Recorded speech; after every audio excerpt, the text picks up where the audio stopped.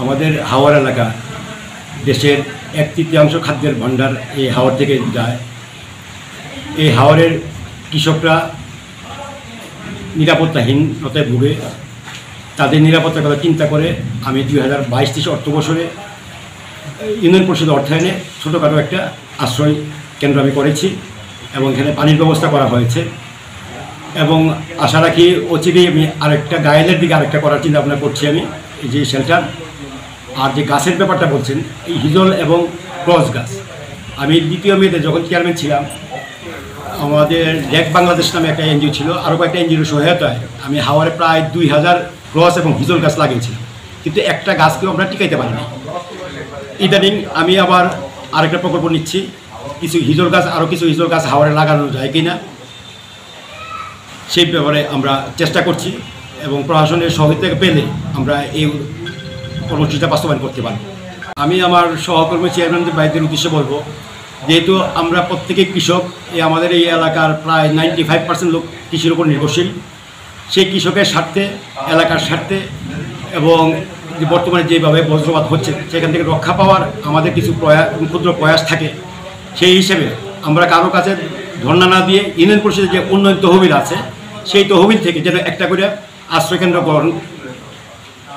Shelter নির্মাণ করতে পারে সেই আহ্বান রাখছি আমি সকল চেয়ারম্যান ভাইদের কাছে। দেখুন, আমি নিজে কৃষক এবং এই হাওরের সন্তান। আমি এই হাওরে যখন বৈশাখ মাসে হাওরে যাই তখন রোদে কৃষকের অবস্থা খারাপ থাকে, একটু সময় আশ্রয় নেওয়ার জন্য তাদের জায়গা নাই, একটা বিশুদ্ধ পানি পাওয়ার মতো তাদের স্থান নাই। সেই চিন্তা করে এবং যে ঝড় বৃষ্টি আসে তখন মানুষ তাৎক্ষণিকভাবে আশ্রয় নেওয়ার কোনো জায়গা পায় না। সেই সব চিন্তা থেকে আমার এই ধারণা ছিল যে হাওরে আমি একটা কিছু করা দরকার পরিষদের উদ্যোগ থেকে। ওই সব চিন্তা থেকেই আমার মধ্যে একটা আগ্রহ জাগ্রত যে কী করতে পারি কৃষকের জন্য।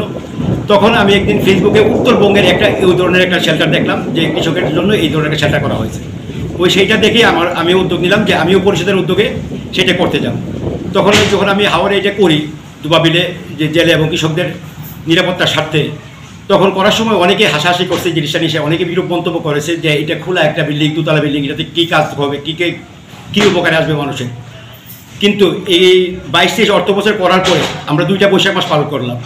এই 2 বৈশাখ মাসে যখন গেলাম দেখলাম যে মানুষ এখানে বসে ভাত খাচ্ছে, কেউ বিশ্রাম নিচ্ছে এবং প্রত্যেকটা কৃষকেই এই উদ্যোগটাকে প্রশংসা জানিয়েছে এবং তাদের প্রত্যেকের দাবি যেন হাওরে এই ধরনের আরও কয়েকটি প্রকল্প নেওয়া হয়। আমার মূল উদ্দেশ্য হচ্ছে কৃষক এবং জেলেদের বর্ষার সময় জেলেরা কোনো জায়গায় আশ্রয় নেওয়ার মতো একটা স্থান পায় না এবং শুকনার সময় তো যে কৃষকরা আশ্রয় নেওয়ার মতো স্থান পায় না, তাদের একটা আশ্রয় দেওয়ার মতো স্থান নির্মাণ করেছি। আমি আপনার মাধ্যমে আবার সকলকে জানাচ্ছি যে আমি আগামীকালকে আমি সাইটটা দেখব এবং আমার পরিষদের যে উন্নয়ন তহবিলের বরাদ্দ আসছে ওইটা দিয়েই আমি আরেকটা এই গায়েলাতে আরেকটা জেলে এবং কৃষকদের নিরাপত্তার জন্য আশ্রয় শেল্টার করব। এটার মধ্যে আবার বজ্রপাত নিয়ন্ত্রণ দণ্ড স্থাপন থাকবে। ধন্যবাদ।